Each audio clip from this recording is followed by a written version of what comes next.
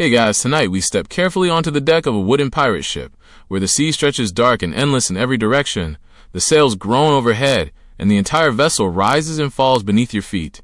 The air smells of salt, wet timber, rope, smoke, and something you decide not to investigate too closely. Lanterns sway from hooks. Boots thump across the planks. Somewhere nearby, a barrel rolls slightly and is immediately stopped by someone's foot. You look around and realize that this is not quite the glamorous pirate adventure you imagined. There is no comfortable cabin waiting for you. No clean little bed. No convenient bathroom. No refrigerator full of snacks. And certainly no button you can press to teleport yourself back home. You have somehow arrived on a working sailing ship, surrounded by men who already know where everything belongs, while you are standing there wondering whether that rope is important or merely decorative. It is important. Almost everything is important. And you probably won't survive this, not because you are about to become involved in some dramatic sword fight, but because ordinary pirate life is already going to be difficult enough. So before you get comfortable, take a moment to like the video and subscribe, but only if you genuinely enjoy what I do here. And while you're settling in, tell me your location and local time in the comments. It is always strangely comforting to imagine people listening from different places while you quietly travel backward into history. Now, dim the lights, maybe turn on a fan for that soft background hum, and let's ease into tonight's journey together. You take another step forward. The deck shifts beneath you. It is not a dramatic movement, just a gentle rise followed by a slow drop, almost like standing on a very large animal that is breathing in its sleep. You instinctively spread your feet for balance. A sailor nearby notices. He does not laugh. That somehow makes it worse. Because now you understand that falling over is apparently common enough that nobody finds your struggle interesting. The ship around you is built for survival rather than comfort. Its wooden sides are thick. Its ropes are heavy. Its sails are enormous pieces of fabric catching the wind above you. Every part of the vessel has a purpose, and every part seems to demand attention. You hear creaking from below. You hear water brushing against the hull. You hear shouted words that mean absolutely nothing to you. Haul.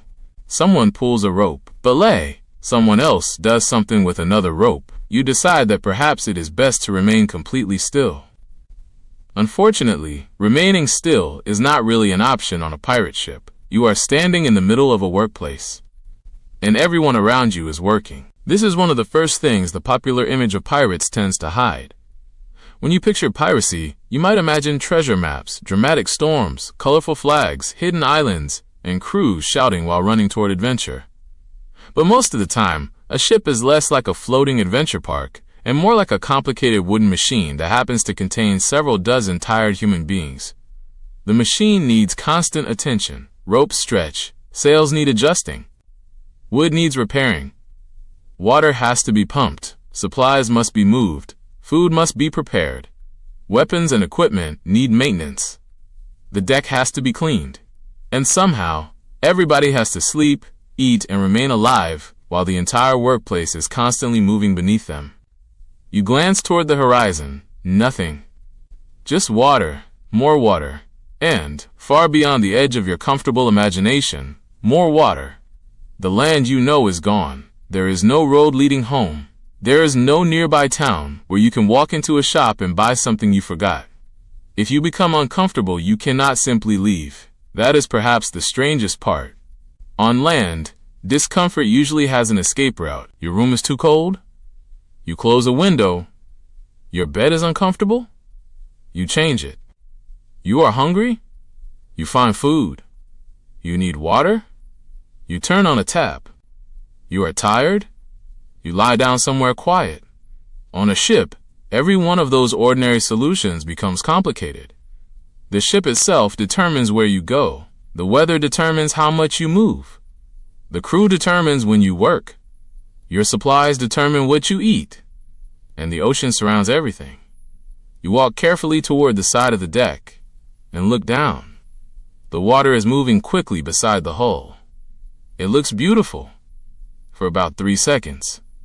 Then you remember that this beautiful moving water is also an enormous distance between you and solid ground. You step back. Good decision. You notice another problem. The ship is crowded. People are everywhere. There are sailors carrying things, sailors checking ropes, sailors climbing, sailors talking, sailors repairing equipment, and sailors apparently doing things you cannot yet understand. There is very little personal space. You begin to wonder where you are supposed to sleep. Nobody has prepared a private bedroom for you. Nobody is going to hand you a fluffy blanket. And nobody seems particularly concerned that you are tired. The ship has a schedule. The ocean does not care about your sleep schedule. If the wind changes during the night, people have to respond. If something breaks, people have to repair it. If rain arrives, sails may need attention. If another vessel appears, everyone may suddenly have work to do. You slowly realize that your first day has not even properly begun. And already, you miss your ordinary life. You miss floors that stay still. You miss doors that close. You miss silence. You miss clean water. You miss the strange luxury of being able to walk away from everyone else for a few minutes. But there is nowhere to walk. There is only the deck, the cabin, the ropes, the sails, the barrels, the crew, and the sea. You hear a bell. A few people immediately begin moving. You follow them because you have no idea what else to do. That is when the next lesson begins. On a pirate ship, knowing how to survive is not enough. You have to know how to belong. And for the next several hours, you are going to discover just how difficult that can be. The next morning begins before you are ready for it. In fact, you are not entirely sure that it ever really stopped. The ship has been creaking all night, the wooden boards flexing beneath you as waves pass under the hull. Every now and then, something knocks against something else. A rope shifts, a barrel settles, a sailor turns over in a nearby bunk. Then comes the sound of footsteps. You open your eyes. For one brief moment, you forget where you are. Then the ceiling reminds you. Low wooden beams hover just above your head, darkened by years of smoke, salt, moisture, and ordinary use. The air feels heavy. There is the faint smell of timber, rope, old clothing, food, and the sea. You sit up. Immediately, your shoulder bumps the wooden wall. There simply is not much room. This is your first full realization that the pirate ship is not merely where you are staying. It is your entire world. On land, a house gives you rooms for different purposes. You might sleep in one place, eat in another, wash somewhere else, and step outside whenever you want. Here, those boundaries almost disappear. The ship is workplace, bedroom, kitchen, storage room, meeting place, transportation, and shelter all at once. And it is always moving. You climb toward the deck. As soon as you emerge, the sunlight feels almost too bright. The ocean stretches around you. There is no street, no field, no forest, no neighboring house, no distant hill. Just water.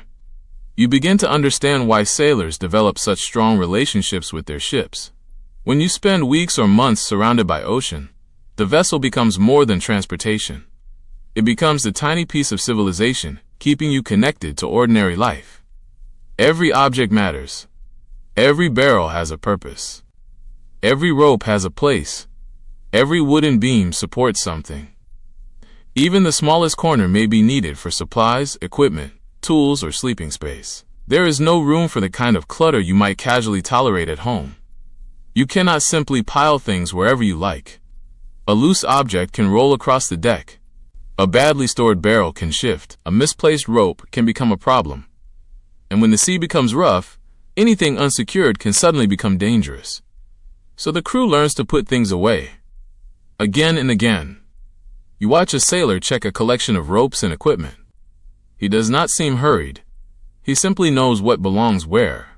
You, meanwhile, are still trying to remember which direction leads back to the sleeping area. The ship is beginning to feel like a puzzle.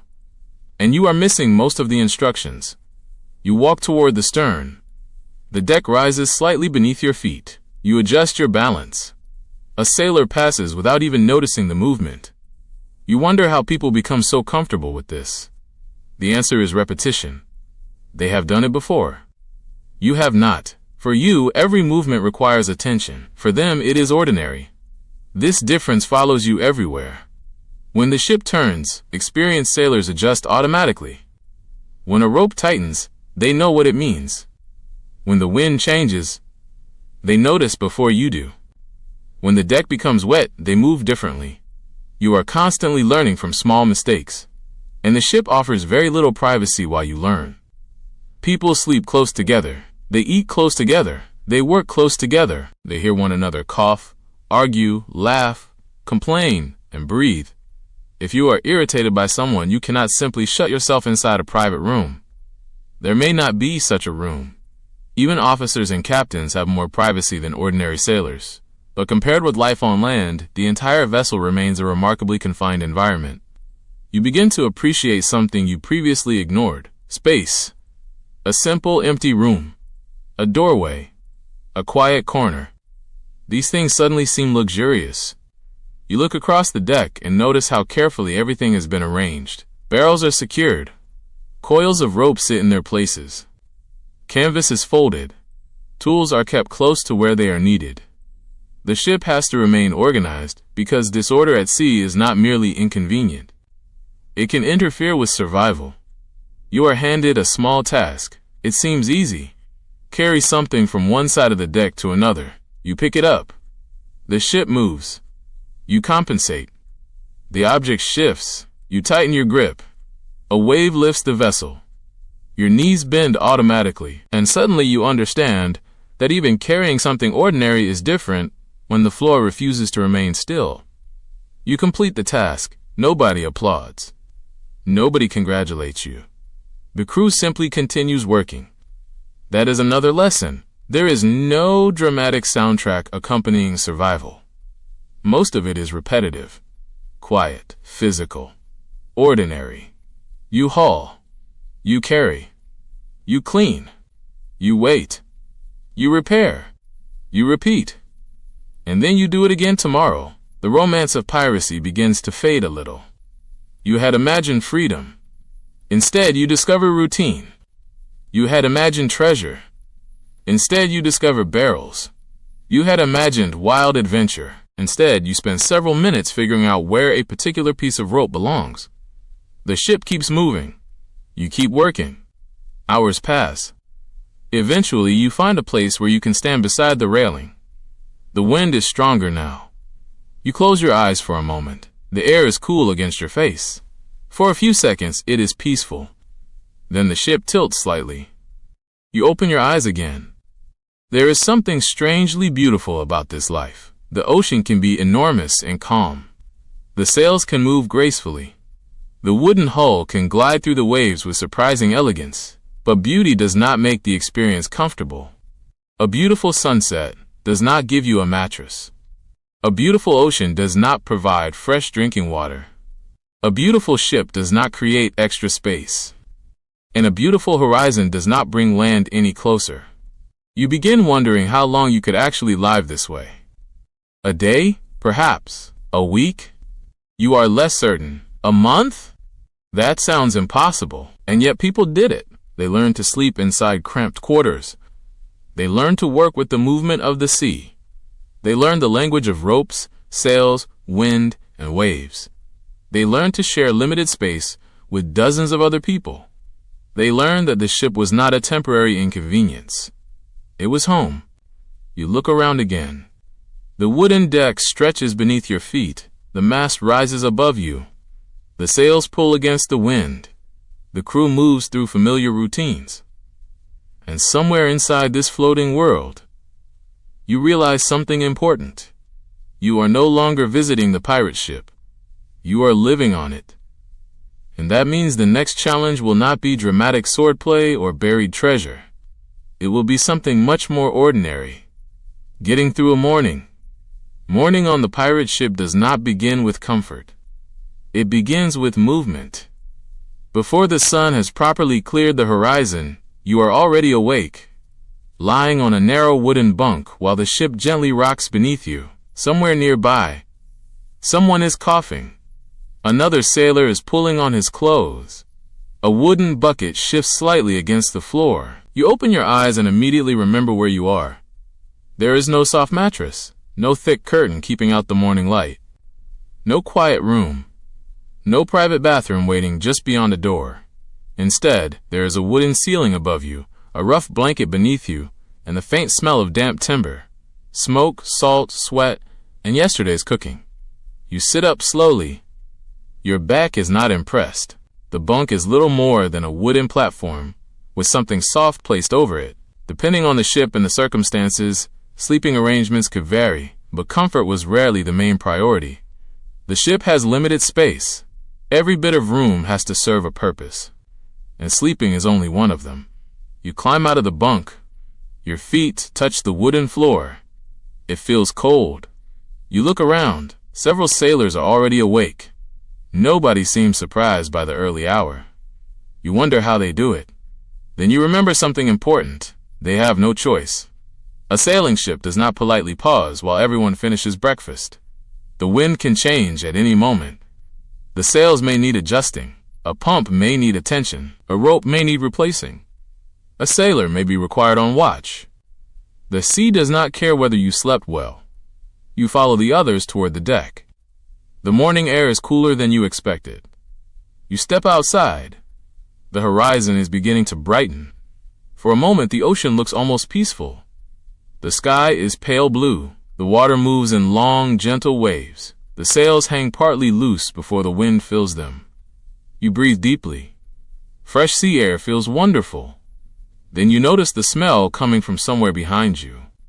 Breakfast. Your enthusiasm disappears slightly. You are beginning to learn that on a pirate ship, food is not necessarily something you look forward to. But that lesson can wait. First, you have another problem. You need to wash. At home, this would be simple. You would enter a bathroom, turn a handle, adjust the temperature, use clean water, dry yourself with a towel. Finished. On a wooden sailing ship, the idea of a private, comfortable bathroom belongs to another world. There were facilities aboard ships, but they were basic and exposed compared with modern standards.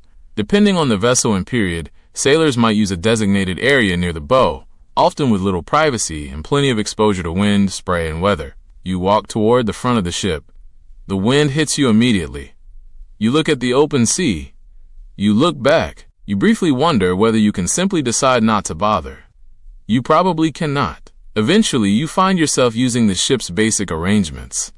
There is no warm shower, no tiled floor, no soft bath mat, no mirror waiting to tell you how tired you look. The ocean breeze does most of the work, and it is not particularly gentle. You return to the main deck feeling cleaner, but not exactly refreshed. A sailor passes you. He looks completely normal. You are starting to suspect that sailors become immune to discomfort. They do not. They simply become accustomed to it. That is an important difference. Human beings are surprisingly adaptable. Give someone enough time, and the strange becomes ordinary. A hard bunk becomes a bed. A wooden deck becomes a floor. A constantly moving horizon becomes normal scenery. Cold water becomes washing.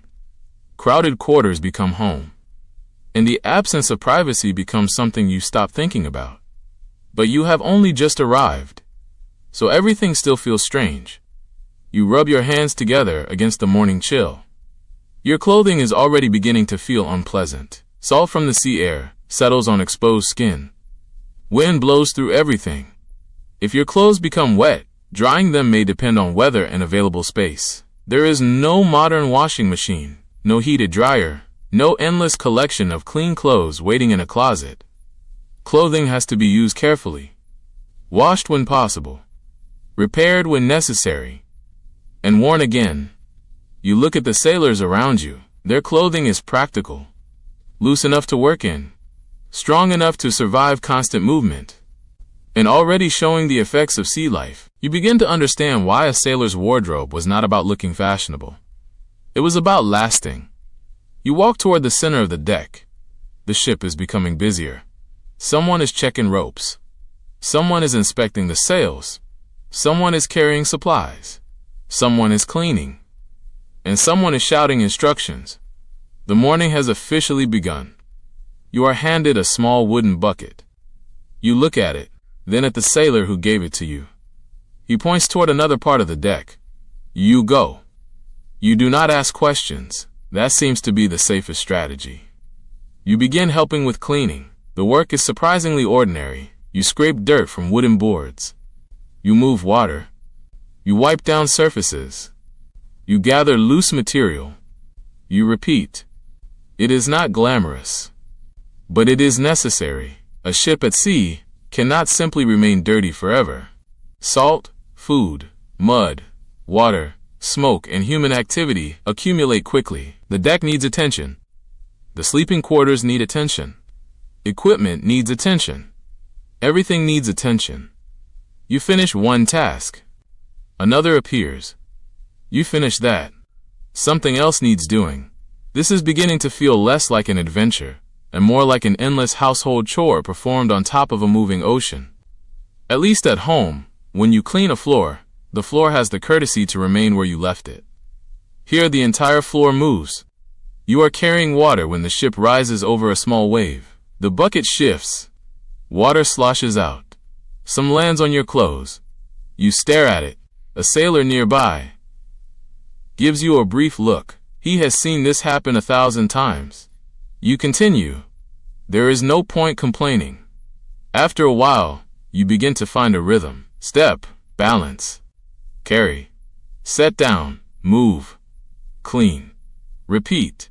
The sun climbs higher. The deck warms. The wind strengthens. You start sweating. Then a breeze cools you. Then the ship moves again. Your body is constantly adjusting. You realize something about life at sea that is easy to overlook. You are never completely still. Even when you are standing still, the ship is moving. Even when you are sleeping, the ship is moving. Even when you are eating, the ship is moving. Your body has to compensate for that movement, constantly. At first, it is exhausting. Some newcomers experience seasickness, dizziness, headaches, or simply weakness while their bodies adjusted to the motion. You are fortunate so far. Your stomach has not rebelled. Yet, you decide not to celebrate too early. By late morning, you are tired, not dramatically exhausted. Just deeply worn down in the way that comes from doing small physical tasks for hours. You lean against the mast. The sea looks beautiful again. You watch the sunlight glitter across the water. For a moment you imagine how peaceful it must feel to sail freely across the world. Then you look down at your dirty hands. You look at your damp clothes. You look at the wooden bucket. You hear someone calling for help with a rope. The fantasy fades. This is the reality. You are not floating through a painting. You are working on a machine made of wood, canvas, rope, and human effort. And that machine requires maintenance. From morning until night, you glance toward the horizon. Land remains invisible. The ship continues forward. You realize that the hardest part of pirate life may not be the danger. It may be the endless repetition. Wake up, wash, work, eat, work, repair, clean, work again, sleep, repeat. Tomorrow will be much the same. And you have not even reached the part where the food begins testing your patience. By the time the sun has climbed above the horizon, you have already worked enough to earn a breakfast you would normally consider a basic human right. Instead, you receive something that looks like it was designed to survive a siege. Hard biscuit. You hold one in your hand. It is small, brownish, dry, and remarkably unimpressed by your existence. You tap it against the wooden table. It makes a sound. You tap it again. Another sailor looks over. You stop. There is no need to attract attention. You stare at the biscuit. This is going to be breakfast. The food aboard a sailing ship had to solve a difficult problem. It needed to last. Fresh food was wonderful, but fresh food did not remain fresh for long when you were spending weeks or months away from land. There were no refrigerators, no freezers, no sealed plastic containers, no supermarket waiting at the next harbor with unlimited choices. So sailors relied heavily on foods that could survive storage. That meant dried, salted, smoked, pickled, or otherwise preserved provisions.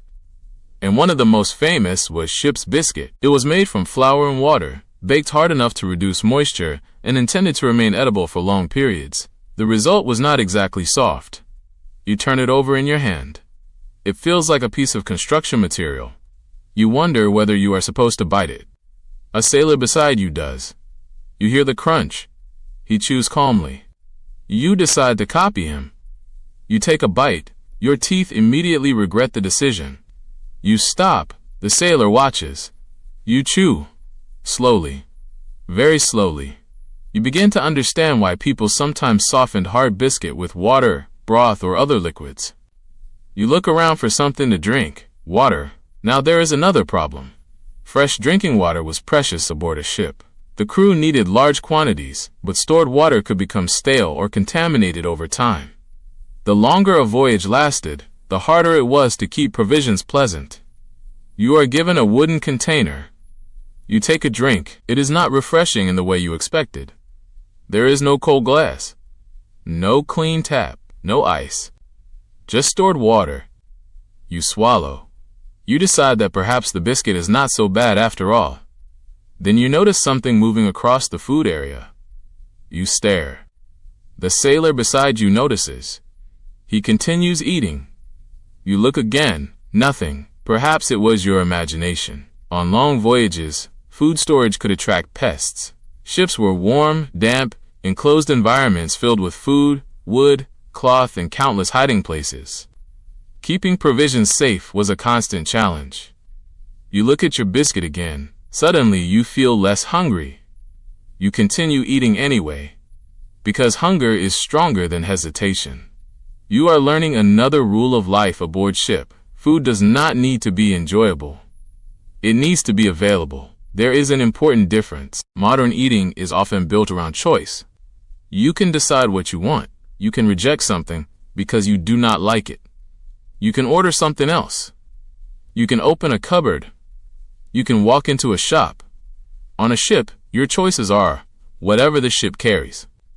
And the ship carries what can survive the voyage. That means your meals are built around practicality. Salted meat, dried peas, beans, grains, cheese in some circumstances, pickled foods, dried fruits when available, fresh fish when circumstances allow, and of course biscuit. You look at the day's provisions. There is not much variety. You begin missing ordinary food, fresh bread, fresh fruit, crisp vegetables, warm meals prepared with ingredients that have not spent weeks inside wooden barrels. You would happily accept almost anything from a modern kitchen, even something you normally dislike. You imagine a simple bowl of fresh vegetables. It sounds luxurious. A sailor hands you another piece of biscuit. You stare at it. Apparently, you are not escaping this. You soften it with a little liquid. That helps. It is still not exactly delicious. But now it is possible to eat without feeling like you are negotiating with a piece of wood. Around you, sailors continue eating. Nobody complains much. That is because complaining cannot create fresh food. The provisions are what they are. And everyone understands the same limitation. You notice that meals are also part of the ship's social rhythm. People gather. They eat together when their duties allow. They exchange stories. They complain about work. They talk about the weather. They argue about small things. They laugh. For a short time, the ship feels less like a machine and more like a community. Then someone calls for a rope crew. The moment ends. Everyone stands. You remain seated for another second. Then you remember that you are part of the crew now. You get up. The food disappears from your mind. Work returns. Later, you become curious about how the ship stores everything. You follow a sailor below deck. The storage area is crowded. Barrels line sections of the space. Sacks are stacked carefully. Wooden containers are secured so they cannot shift too easily when the ship moves. Everything is packed with purpose. You see how much planning is required to feed a crew. Imagine several dozen people. Then imagine feeding them every day. Then imagine feeding them for weeks. Then imagine that every additional barrel takes up space and adds weight. Now imagine needing water too, and spare materials, and tools, and weapons, and clothing, and sails, and rope, and everything else required to keep a wooden vessel moving. Suddenly, food becomes a mathematical problem. Every barrel has to earn its place. The ship cannot carry unlimited supplies. So the crew must balance quantity, weight, storage, and durability. You look at the biscuit again. It suddenly seems less ridiculous. It is not trying to be delicious. It is trying to remain food. That is its job. And to be fair, it succeeds. Mostly. You spend more time below deck. The air is cooler, but it is also heavier. The smell of stored provisions mixes with timber and dampness. You understand why fresh air is so valuable. You return to the deck. The sun is now high. You have been awake for hours. You are hungry again. You stare toward the cooking area. Maybe there will be something better. A sailor is preparing a simple pot. Steam rises into the air. You move closer. The smell is warm and comforting. For a moment, your imagination becomes generous. Perhaps tonight's meal will be wonderful. Perhaps there will be something fresh. Perhaps you have finally earned a proper dinner. Then you see what is inside. A thick, practical stew. It contains whatever preserved ingredients are available. You take a bowl. You taste it. It is not terrible. In fact, it is warm. And after a long morning of work, warm food feels surprisingly valuable. You eat slowly. The sailor beside you smiles. Perhaps he can tell what you are thinking. You look at the biscuit sitting beside your bowl. You have already developed a relationship with it, not a loving relationship. More of a mutual agreement. You will not complain about it if it agrees to remain edible. The meal continues. You begin to understand how quickly your standards are changing. At home, you might complain about a meal being repetitive. Here, repetition is normal. At home, you might dislike stale bread. Here, stale bread is a useful resource. At home, you might pour out water because it tastes slightly strange. Here, you drink carefully because you know exactly how valuable it is. The sea has a way of changing what you consider important. You finish your bowl. You are still hungry, but you are not miserable. That feels like a victory. You stand. The ship rocks gently. You steady yourself. Then you hear the familiar sound of ropes being hauled across the deck. Work is calling again. You glance once more at the remaining provisions. There is plenty of food, but not endless food. And now you understand the uncomfortable truth. The ship does not merely carry you across the ocean. It carries every meal you will eat until you reach land again. Every drink, every piece of biscuit, every preserved ingredient, every barrel, every crumb. Once something is gone, it is gone. And the ocean is not going to stop while you wait for the next grocery delivery. You step back onto the deck. The wind catches the sails. The ship moves forward. Your stomach is full enough. For now. And somewhere below deck, a barrel of biscuits waits patiently for you. You suspect you will become very familiar with it. By now, you have discovered something important about life aboard a pirate ship. Eating does not mean the workday is over. It means you have enough energy to continue. You finish your meal, set down the wooden bowl, and look toward the deck. The ship is already moving through its endless routine. A sailor is pulling on a rope. Another is checking the sails. Someone is carrying a bucket. Someone else is repairing a section of wood. You had imagined that pirate ships were places where people waited around for treasure. Instead, you have discovered that the ship itself is a never-ending project. Something is always being fixed. Something is always being cleaned. Something is always being moved. You are beginning to understand why. A wooden ship is constantly exposed to water, wind, salt, heat, cold, friction, and movement. Modern ships can rely on engines, metal components, electrical systems, pumps, and sophisticated equipment. Your ship has wood. Lots of wood. And wood needs attention. You are given another task. A rope. Of course. There is always a rope. You stand beside a sailor who shows you what needs to be done. The rope has to be pulled. You grip it. He gives a signal. You pull. Nothing happens. You pull harder. Still nothing. The sailor looks at you. He gestures for you to use your body weight. You lean backward. The rope moves. Suddenly, you understand. The ship is teaching you physics without asking permission. You pull. The rope tightens. The sail above shifts. The ship changes slightly in the wind. You have just participated in something much larger than yourself, and you are immediately given another task. There is no time to admire your achievement. You move toward the next job. You learn that sailors must work as a team. A single person cannot manage every rope. Large sails can require several people. Heavy equipment cannot always be moved alone. And during difficult weather, coordination becomes even more important. Someone gives an order. Someone repeats it. People pull together. The ship responds. Then everyone releases at the right moment. You begin to appreciate how much knowledge is hidden inside these movements. From the outside, it looks like people are simply pulling ropes. From inside the crew, every rope has meaning. Every movement affects something else. The sail changes. The wind catches differently.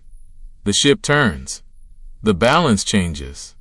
The entire vessel is a chain of connected actions. You spend hours learning this, and your hands begin to complain. The rope is rough. Your palms are not used to it. You adjust your grip. You keep working. This is not a comfortable workplace. There are no ergonomic chairs, no padded handles, no scheduled break every hour. The sea determines the pace. The ship determines the demands. And the crew determines who does what. You move toward the mast. Another task awaits. A section of wood needs inspection. You watch a sailor examine it carefully. He taps the surface, looks along the grain, checks a joint, runs his hand over a section that has become worn. You are surprised by how much attention he gives to something as simple as a wooden board. Then you realize the reason. That board is part of the ship. If it fails, the problem is not cosmetic. It can become serious. The same applies to ropes. The same applies to sails. The same applies to barrels. The same applies to almost everything. Maintenance is not optional. It is survival. You help carry a piece of replacement wood. It is heavier than you expected. You lift it. Your arms tense. You take a few steps. The ship moves. You adjust. You take another step. By the time you reach the other sailor, your shoulders are already tired. He takes the wood from you. You are relieved. Then he points toward something else. You stare at him. He points again. You sigh. Apparently, this is your life now. The hours pass. The sun moves across the sky. The ship keeps sailing. There are moments when nothing dramatic happens. And those moments are filled with work. You clean. You carry. You inspect. You tighten. You loosen. You pull. You push. You climb. You descend. You repeat. The repetition is what surprises you most. Stories about pirates usually focus on the exciting moments. But exciting moments are rare. Most of life consists of ordinary work. The crew needs to maintain the ship whether or not there is treasure nearby. They need to eat whether or not an enemy ship appears. They need to sleep whether or not the next port is famous. The ordinary parts of life do not disappear simply because you are at sea. If anything, they become more demanding. Around midday, the heat becomes stronger. The wooden deck warms beneath your feet. The sunlight reflects off the water. The sails above you create patches of shade, but not always where you need them. You continue working. Sweat runs down your forehead. Your clothing becomes uncomfortable. You would love to sit somewhere cool. There is nowhere particularly cool. You find a brief patch of shade beside some equipment. You stand there for perhaps 30 seconds. Then someone calls your name, or at least the name they have decided to use for you. You step out. Back to work. Later you help with the ship's pump. Water can accumulate below deck, and keeping the vessel reasonably dry is essential. You stand beside another sailor. Push, pull. Push, pull. The handle moves. The water moves. Your arms move. Again and again. It is one of the simplest jobs you have done. It is also one of the most exhausting. After several minutes, your shoulders burn. The sailor beside you continues without complaint. You wonder whether he has forgotten that muscles are supposed to become tired. Then you realize he has simply done this many times. Experience has made the motion efficient. You are wasting energy. He is not. That is another lesson. Life aboard ship rewards technique. Strength helps, but knowing how to use strength matters more. You begin copying his rhythm. Push, pull. Breathe, push, pull. Breathe. The work becomes easier, not easy. Just easier. You look down. The water is moving. The ship is still afloat. That is enough. By afternoon, you have learned several small jobs. None of them feels important by itself. Together, they keep the ship functioning. That is the strange thing about maritime life. The ship survives through thousands of tiny actions.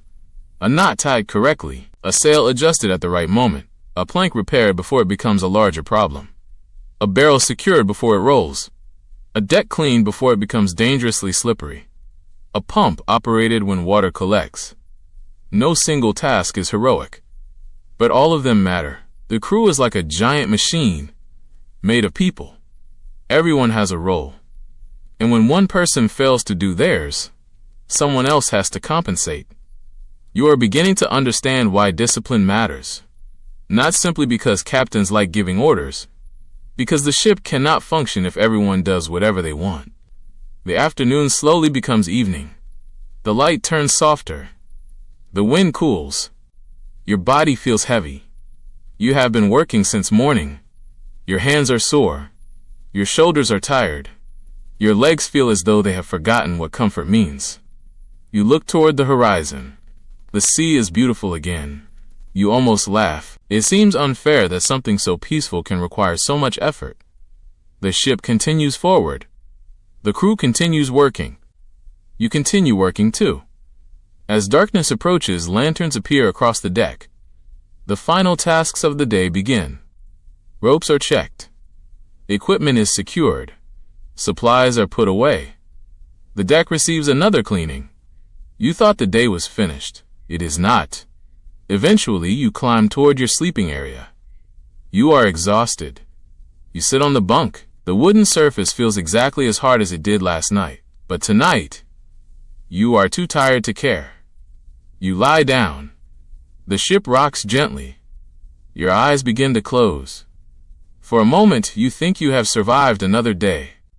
Then you hear footsteps above. Someone calls out. A rope needs attention. You open your eyes. You stare at the ceiling. You cannot believe it. You slowly sit up, and as you climb back toward the deck, you finally understand what the pirate life demands. The adventure does not wait until morning. The work never really stops. Hey guys, tonight we step onto the deck of a pirate ship after dark, with only a few lanterns glowing against an enormous black ocean, the sails breathing softly above you, and every creak of the wooden hull reminding you that you are nowhere near home. You probably won't survive this glamorous pirate lifestyle for very long, and honestly, after everything you have already endured, you may be starting to agree. So before you get comfortable, take a moment to like the video and subscribe, but only if you genuinely enjoy what I do here. And while you settle in, tell me your location and your local time in the comments. It is strangely comforting to imagine people listening from completely different corners of the world, while you prepare to spend the night aboard a wooden ship that has absolutely no interest in your sleeping schedule. Now dim the lights, maybe turn on a fan for that soft background hum, and let's ease into tonight's journey together. You are still standing on the deck. The night has arrived. And the first thing you notice is how much larger the ocean seems after sunset. During daylight, the horizon gives your eyes something to hold on to. You can see where the sky ends and the water begins. You can see the sails, the mast, the ropes, the deck beneath your feet. At night, much of that disappears. The ship becomes a small wooden island surrounded by darkness. A few lanterns provide pools of warm light, but beyond them, there is almost nothing. You look over the railing. The ocean is barely visible. You hear it instead, the constant movement of water against the hull. A soft rush. A pause. Another rush. The ship rises. The ship falls. Wood creaks somewhere beneath your feet. A rope taps against the mast. A sail shifts in the wind. None of these sounds is especially dramatic. Together, they create the strange nighttime music of a sailing ship. You had imagined pirate nights differently. Perhaps you pictured a crew gathered around a table, laughing loudly, drinking, telling stories about treasure, and planning their next adventure. Sometimes, there certainly could be social moments. But the reality of shipboard life is more complicated. The crew cannot simply stop functioning because the sun has gone down. Someone must remain awake. Someone must watch the ship. Someone must pay attention to the wind. Someone must notice changes in the sea. Someone must make sure that the vessel continues safely through the darkness. This is where watches become important. Instead of everyone sleeping at once, sailors divided their time into periods of duty and rest. The exact arrangements varied between ships and periods, but the basic idea was simple. Some people worked, others slept, then they switched. You realize what that means. Even when you finally lie down, someone else is awake. And when you are awake, someone else may be sleeping. The ship never truly goes to bed. You watch a sailor preparing for his watch. He checks the deck. He looks toward the sails. He listens to the wind. He examines the darkness ahead. You wonder what he can actually see. Not much. But sailors learned to rely on more than their eyes. They listened. They felt the movement of the vessel. They watched the sails. They paid attention to the direction of the wind. They knew the ship's ordinary sounds. That meant an unusual sound could matter. A strange snap from a rope. A change in the rhythm of the hull. A sudden shift in wind. Anything different could demand attention. You begin to appreciate how much awareness sailing required. Modern travel has trained you to ignore most of the environment. If you travel by car, the vehicle handles most of the complicated mechanical work. If you travel by train, you can sit and read. On a modern ship, navigation systems, engines, lights, radios, and electronic equipment handle tasks that sailors once had to perform through observation and experience. Here, your surroundings are your information. The wind tells you something. The clouds tell you something. The waves tell you something. The stars tell you something. Even the behavior of the ship tells you something. You look upward. The sky is enormous. Stars are visible where modern city lights would normally hide them. For a moment, you forget that you are tired. You simply stare. The sky feels almost too large. You can understand why sailors develop such close relationships with the night sky. Without modern navigation equipment, celestial objects could help provide direction and orientation. You are not suddenly an expert navigator, of course. You are just standing there, amazed. A sailor beside you points upward. You follow his finger. He names a star or constellation. You nod as though you understand. You do not. But you pretend convincingly enough. The sailor turns away. You look back at the sky. The ship continues moving. Then you hear a sudden shout. Your body stiffens. You look toward the source. Another sailor is calling instructions. Nothing terrible has happened. A sail simply needs adjusting. Still, the sound makes you realize how quickly the atmosphere can change. At night, everything feels more serious. The same rope that looked ordinary during daylight becomes a dark line disappearing into shadow. The same deck that seemed spacious during the afternoon now feels smaller. The same ocean that looked beautiful under sunlight now seems endless. You walk carefully. Your eyes need time to adjust. Lantern light helps, but it also creates another problem. Bright light can make it harder to see into the darkness beyond it. So sailors had to balance illumination with the need to preserve night vision. You begin to understand why nighttime work required discipline. You cannot simply flood the entire ship with bright electric lights. There are no electric lights. There are lanterns, and they are limited. You stand near the mast. The wind has become cooler.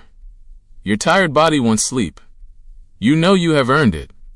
But the ship does not care. You are told that your watch is not finished. You sigh. Then you look toward the ocean. Something about the darkness makes you quieter. You stop joking. You stop thinking about food. You stop thinking about the hard bunk. For a few minutes, you simply listen. Water, wind, Wood, rope, sail, breathing. The ship seems alive, not alive in a magical sense. Alive, because hundreds of moving parts depend on one another. The hull flexes. The rigging moves. The sails respond. The crew responds. The sea responds. Everything is connected. You walk toward the bow. The darkness ahead seems endless. There is no road, no street, no sign, no building. No light from a distant town. Just water. You suddenly understand how isolated a sailing crew could feel. If something went wrong, help was not necessarily nearby. There was no emergency vehicle waiting outside. No phone call that could instantly summon assistance. No quick trip to the nearest hospital. The ship carried its own supplies, tools, medicines, food, water, and people. For long stretches, the crew had to rely on itself. That knowledge sits quietly in your mind. You return toward the center of the deck. A sailor hands you a small task. You check a rope. You inspect a fastening. You make sure something is secure. It is simple. But at night, even simple work demands concentration. You finish. You report back. The sailor nods. You are beginning to understand the rhythm. Watch. Listen. Check. Report. Repeat. Time passes strangely. Without clocks everywhere, without glowing screens, without the usual markers of modern life, night feels different. You look upward again. The stars have shifted. The wind has changed slightly. The ship continues onward. Eventually, another sailor arrives to take over. Your watch is ending. Relief spreads through your body. You descend below deck. The lower area is darker and warmer. Several sailors are sleeping. You move carefully so you do not disturb them. You find your bunk. You lie down. The wooden surface is still hard. The blanket is still rough. The ship is still moving, but tonight, you fall asleep faster. You have learned something. The sea does not become peaceful simply because you are tired. The ship keeps moving. The crew keeps watching. And somewhere above you, another sailor is now standing beneath the stars, listening to the same ocean you were listening to only moments ago. You close your eyes. The ship rocks gently. For a while there is nothing else, only darkness. Only water. Only the slow creaking rhythm of a wooden vessel carrying you farther from land. And you begin to understand that, on a pirate ship, even sleep is something you have to fit around the work. Morning arrives before you are ready for it. You do not wake because you feel rested. You wake because the ship is already moving. Someone is already working above you, and the wooden bunk beneath your back has never heard of comfort. For a few seconds you forget where you are. Then the ship rolls gently. The ceiling creaks. Someone steps across the deck overhead. You remember. The pirate ship. You open your eyes. Your body feels heavier than it did yesterday. Your shoulders are sore from hauling ropes. Your hands still remember the roughness of hemp. Your legs are tired from balancing on a moving deck. And somehow, you have another full day ahead of you. You sit up. Around you, other sailors are waking. Nobody looks particularly surprised by the early hour. You wonder whether you will ever become accustomed to this. Then you remember that the sailors around you have been doing it far longer. You climb out of your bunk. The morning air feels cold against your face as you reach the deck. The sky is pale. The sea is calm. For a moment, everything seems peaceful. Then you hear shouting, not panic. Instructions. A sailor needs help with the sails. You move toward the rigging. This time, you are not completely confused. You know where the ropes are. You know where to stand. You know that when the ship moves, you should not fight the movement. You should move with it. That small improvement feels surprisingly important. You grab the rope. Another sailor gives the signal. You pull. The sail responds. You pull again. The rope tightens. The ship catches more wind. You are beginning to understand. Not enough to become an experienced sailor, but enough to stop looking like someone who has accidentally wandered onto the wrong boat. That is progress, and it comes with a price. You are discovering that nearly every useful skill aboard ship is physical. Climbing, pulling, lifting, carrying, balancing, pushing, holding, running across the deck when necessary. Even simple tasks become harder when the ground beneath you refuses to stay still. You watch an experienced sailor climb partway up the rigging. He moves quickly. You stare. The ropes sway slightly in the wind. The mast rises above you. You look upward. The height is uncomfortable. The sailor continues without hesitation. You wonder how people become comfortable doing that. Then you remember the first time you stepped onto the deck. You had struggled just to walk normally. Now you can cross the deck without thinking about every movement. Perhaps experience really is a form of transformation. The sailor returns. He points toward a section of rigging. Something needs checking. You follow. You do not climb as high as he did. Not yet. You stay where you can work safely. You inspect the ropes. Everything appears secure. The sailor nods. You are learning to see what he sees. That may be the most important part. A ship does not simply need strong people. It needs observant people. Someone has to notice when a rope looks wrong. Someone has to hear when wood sounds different. Someone has to recognize a change in the wind. Someone has to understand when the sails are not behaving normally. The sea rewards attention. It punishes carelessness. And the ship has no room for someone who refuses to learn. Later that morning, you are given another job. Carrying supplies. You lift a wooden container. It is heavier than expected. You adjust your grip. A sailor walks beside you. He tells you where to take it. You move. The deck tilts. You compensate. You reach the storage area. You lower the container. Your arm shakes slightly. The sailor nods, then he gives you another one. You stare at him. He smiles. Apparently, congratulations are not part of the system. You carry the second container, then a third. By the time you finish, your muscles feel warm and tired. But something strange has happened. You are less shocked by the work. Yesterday, every task felt like an interruption to the adventure. Today, you are starting to realize that the work is the adventure. There is no separate version of pirate life where you stand dramatically at the bow while someone else handles everything. The ship needs everyone, even the person who imagined himself as the mysterious newcomer, especially him. You move toward the center of the deck. A group of sailors is repairing part of the ship. You watch carefully. The work is slow. A damaged section has to be removed. A replacement piece has to be prepared. Measurements have to be considered. The new piece has to fit. It is not enough to simply place wood over the problem. The ship is under constant stress. Wind pulls at the sails. Waves push against the hull. Movement travels through the structure. Everything needs to be strong enough to endure. You help hold a piece of timber while another sailor works. You stand there for several minutes. Your arms begin to ache.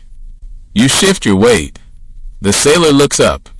You immediately stop moving.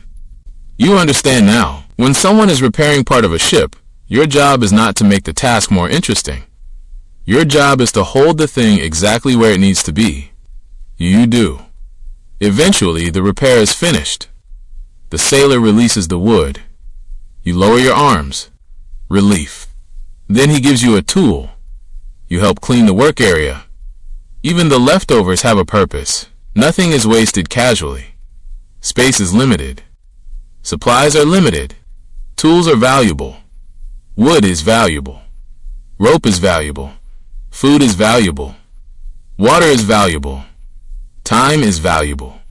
You begin to see why a pirate ship could feel like a tiny floating economy. Every object has a job. Every person has a role. Every mistake can cost resources. You look at the sea. There is an almost strange beauty in the simplicity of it. The ship carries only what it needs. The crew uses what they have. They repair instead of replacing. They preserve instead of wasting. They adapt instead of expecting comfort. And you are being forced to adapt too. Around midday, the weather changes. The wind becomes stronger. The sails begin to pull harder. The ship moves with more energy. You feel the deck tilt beneath you. Experienced sailors immediately notice. Their posture changes. Their movements become sharper. You look around. Nobody is panicking. That is reassuring. But nobody is relaxed either. The ship has entered a different rhythm. Orders become more frequent. Ropes move. Sails shift. People work together. You are assigned a position. You take it. You grip the rope. The wind pulls. You pull back. For several moments, the rope feels stronger than you are. Then another sailor joins you. Together, you manage it. The sail changes. The ship responds. You feel the force travel through the rope into your arms. Suddenly, you understand something you could never understand from watching a pirate movie. The ship is not powered by adventure. It is powered by people. People pulling ropes. People steering. People repairing. People watching. People cleaning. People carrying. People staying awake. People doing the same small jobs over and over. The sea may provide the setting, but the crew provides the movement. Eventually, the wind settles. The tension drops. You release the rope. Your hands are trembling slightly. An experienced sailor gives you a brief nod. This time, it feels like praise. You smile. Then you realize your hands hurt. You look at your palms. The skin is irritated from repeated work with rough rope. You flex your fingers. They still work. Good enough. You walk toward the shaded part of the deck. Someone gives you water. You drink. It tastes ordinary, but after hours of work, ordinary water feels wonderful. You sit for a moment. The ocean stretches endlessly around you. You watch the waves. You think about home. You think about how quiet your room would feel. How still the floor would be. How easy it would be to turn on a light. How easy it would be to open a refrigerator. How easy it would be to sit down without the chair moving beneath you. Then the ship rolls gently. You smile. You are beginning to understand why sailors develop such strong habits. You cannot rely on comfort. You rely on routine. You know where things belong. You know which ropes to check. You know when the sails need attention. You know how the ship normally sounds. You know how the deck feels beneath your feet. Routine turns an unfamiliar environment into something predictable, and predictability is valuable when the world around you is mostly ocean. As afternoon approaches, you return to work. Another rope, another barrel, another section of deck, another small repair. The pattern continues, but this time, you notice something different. You are no longer asking when the adventure will begin. You have stopped waiting. You are inside it, and it is much more ordinary than you imagined. Much harder, too. The sun begins to fall. Your body is tired again. But you are learning not how to become a legendary pirate, something more basic. How to last one more day, and tomorrow the sea will ask you to do it again. The next morning, you wake to rain, not a gentle little drizzle that makes the world smell fresh. This is proper sea rain. It arrives sideways. It rattles against the deck. It turns every wooden surface dark and slippery. And before you have even fully opened your eyes, you already know that today will not be comfortable. You climb toward the deck. Cold water touches your face. The wind pushes against you. The sky is a solid sheet of gray. There is almost no difference between the horizon and the clouds. The ocean has lost its blue color. Everything looks silver, gray, and restless. You stand near the mast and watch the rain sweep across the ship. For a moment you think perhaps everyone will simply stay below deck. Then you see the crew. They are still working. Of course they are. A ship does not get a day off because the weather is unpleasant. If anything, bad weather creates more work. You are handed a rope. You stare at it. The rope is already wet. Your hands are already cold. You look at the sailor who gave it to you. He points toward the rigging. You sigh. Apparently the ocean has decided that yesterday was not difficult enough. You move.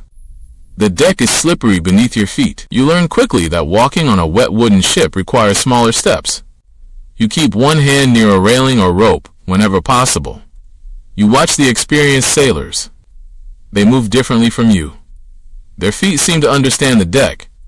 They bend their knees slightly. They anticipate the movement. They do not stand stiffly. They allow the ship to move beneath them. You copy them. It helps, not much, but enough. The rain becomes heavier. Your clothing is soaked. Water runs down your face. The wind makes the wet fabric cling uncomfortably. You would love a warm room, a dry towel, a hot shower, perhaps a chair. You receive none of these things. Instead, you help secure a section of sail. The canvas is heavy with water. Several sailors pull together. You join them. The rope cuts into your wet hands. You pull. The sail moves. Another sailor gives a signal. Everyone adjusts. For a few seconds, the entire crew seems to move as one. Then the sail settles. You release the rope. Your breathing is heavier. The rain continues. This is another part of pirate life that stories often skip. Weather is not background scenery. Weather controls the ship. Wind determines speed and direction. Rain affects visibility. Storms can make ordinary tasks dangerous. Cold can drain energy. Heat can exhaust you. And the sea never promises that conditions will remain pleasant. You begin to understand why sailors paid so much attention to the sky. The clouds are information. The wind is information. The waves are information. Even the color and movement of the sea can tell experienced sailors something about changing conditions. You watch an older sailor staring toward the horizon. He says nothing. He simply watches. You look in the same direction. You see gray water. He sees something else, perhaps a change in the waves, perhaps a shift in the wind, perhaps the shape of the clouds. Experience has turned observation into instinct. You are still learning.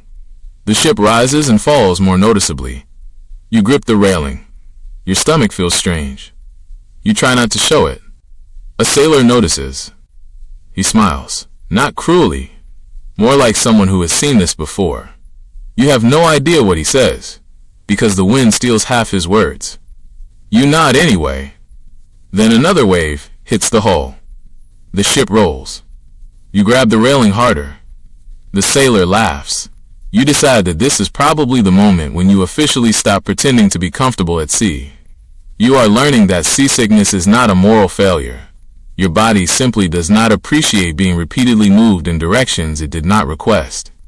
The ship rises, falls, tilts, corrects itself, repeats. Your stomach objects.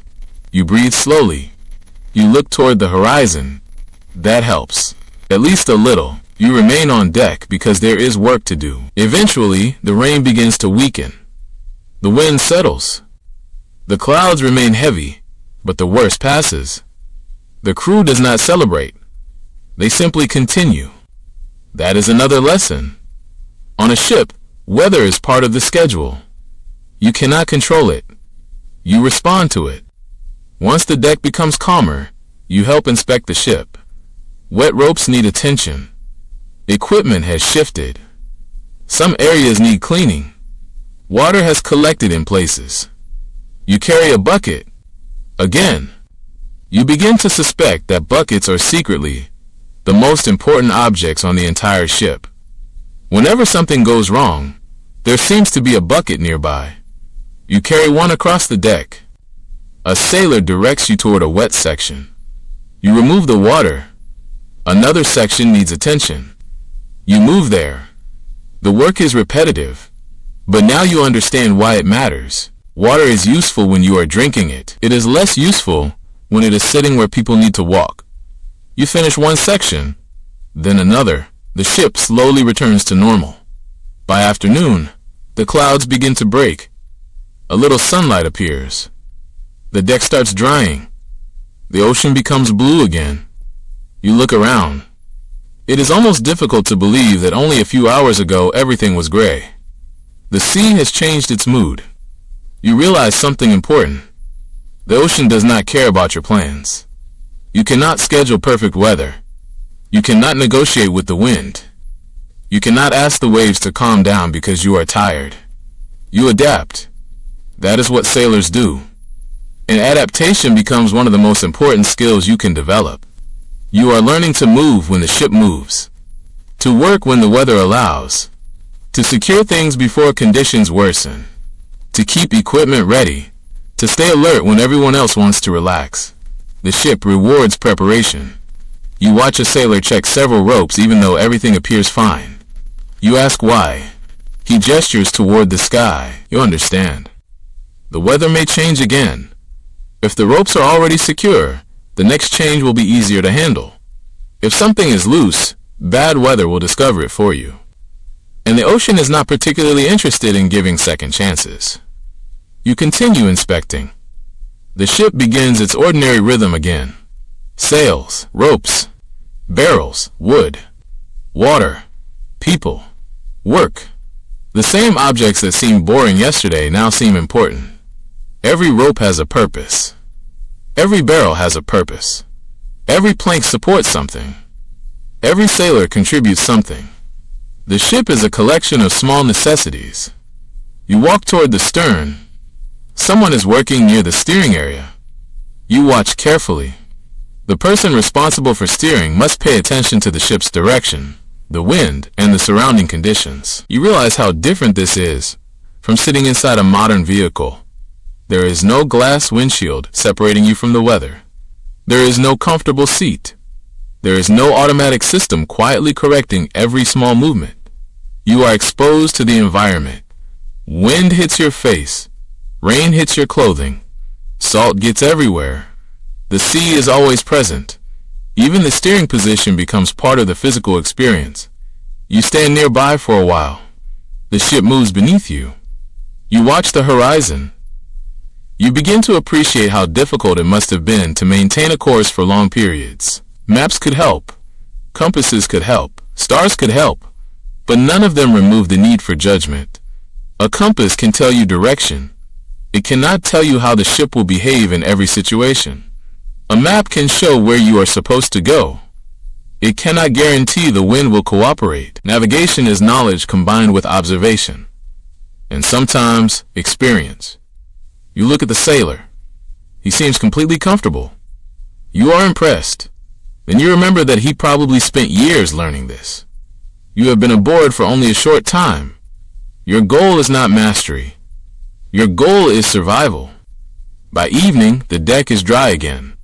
The clouds have become soft streaks of orange and gold. You stand near the railing. The sea looks peaceful. You almost forget the rain. Almost. Your clothes are still slightly damp. Your hands are tired.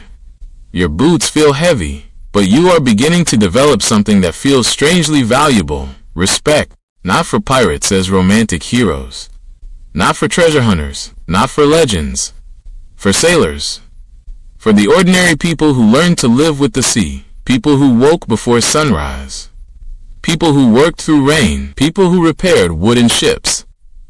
People who carried water. People who watched the stars. People who accepted that weather could change everything. You look toward the horizon. The sun is disappearing. Another night is approaching. And you know what tomorrow will bring. More work, more sea, more uncertainty. Perhaps more rain, perhaps calm weather, perhaps something you have not even considered yet. But tonight, when you lie down, you feel a little different. You are still exhausted, still uncomfortable, still very far from home, but the ship no longer feels completely foreign. You are beginning to understand its language. The creak of wood, the pull of rope, the movement of sail, the rhythm of waves, the quiet commands of the crew.